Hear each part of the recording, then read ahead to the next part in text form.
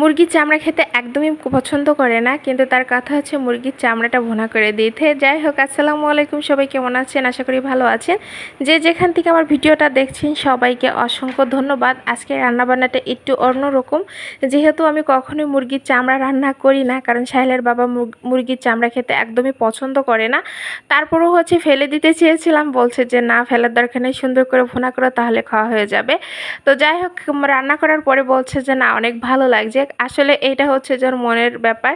তো আমার কিন্তু ভালোই লাগে মুরগির হচ্ছে যে চামড়াটা যদি হচ্ছে মাংসের সাথে থাকে, খেতে কিন্তু অনেক ভালো লাগে, কিন্তু খেতে চায় না।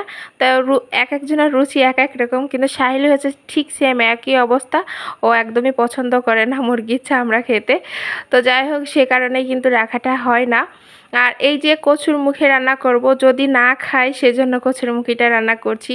তো যাই হোক, আমি ভালো করে ভেজে নিচ্ছি। আর সবসময় বাটা মাছ দিয়ে ইলিশ মাছ, তারপর হচ্ছে যে বাটা মাছ ইলিশ মাছ দিয়ে হলো কচুরমুখী খেতে কিন্তু অনেক ভালো লাগে। তো আমার মনে হলো যে আমি একটু হচ্ছে বাটা মাছ ছিল, তো বাটা মাছ দিয়ে আমি রান্নাটা করি। খেতে কিন্তু অনেক ভালো লাগে এভাবে রান্না করে খেতে। এমনিতে কাঁচামরিচের তরকারি আমরা সব সময় খেয়ে থাকি, আর বাটা মশলা দিয়ে তো কোনো কথাই হবে না, খুবই মজা লাগে।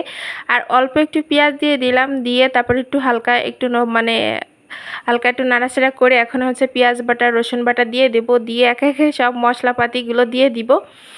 কারণ একটু ভালো করে হচ্ছে কষিয়ে রান্না করব, সেই জন্য ভাবলাম যে হচ্ছে যে বাটির ভিতরে একটু মশলাটা হালকা একটু পানি দিয়ে একটু গুলিয়ে নিই।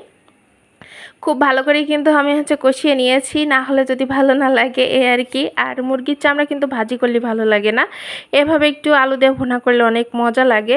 আর আলুটা দিয়েছি সাহেল যেহেতু চামড়া খাবে না। আর এখানে কিন্তু কলিজা ছিল, তো যেহেতু অনেক দিন রাখা হয়েছে, কলিজাটা আমি আর নিইনি, কলিজাটা আমি ফেলে দিয়েছি, মানে চামড়াটাই রান্না করেছি, আর সাথে মাথা ছিল।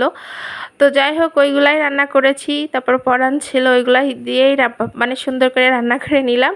আর এই যে এই ফাঁকে কিন্তু আমার কচু রান্নাটাও প্রায় হয়ে গেছে, একটু ঝোল শুকালেই কিন্তু হয়ে যায়। যাই হোক, খেতে কিন্তু অনেক মজা হয় এভাবে রান্না করলে। তো যাই হোক, বলার কিছু নেই, প্রতিদিনের রান্না বান্না আপনাদের সাথে শেয়ার করি, সবাই সাপোর্ট করে পাশে থাকবেন। আর এই দেখেন কালারটা অনেক সুন্দর হয়েছে। আর এই যে আমার কিন্তু রান্নাটাও হয়ে গেছে, তো দেখতে পাচ্ছেন কত সুন্দর হয়েছে। আর ঝোলটা তো একদমই রাখবো না।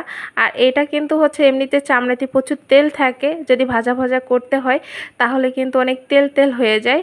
তো যাই হোক, এটা কিন্তু আমি খুব ভালো করে কষিয়ে নিয়ে তারপর হচ্ছে রান্নাটা হয়ে গেছে আমার। আমি তো ঝোল একদমই রাখবো না, আর এটা ঝোল রাখলেও খেতে ভালো লাগবে না চামড়া। তা যাই হোক, এটা কিন্তু বেশ মজার হয়েছিল, কালারটা যেরকম সুন্দর হয়েছিল, খেতেও কিন্তু অনেকটা মজা হয়েছিল। কথার ভিতরে ভুল ত্রুটি হয়ে থাকলে ক্ষমা সুন্দর দৃষ্টিতে দেখবেন। যাই হোক, আজকের মতো এই পর্যন্ত। তো সবাই সাপোর্ট করে পাশে থাকবেন। আল্লাহ হাফেজ।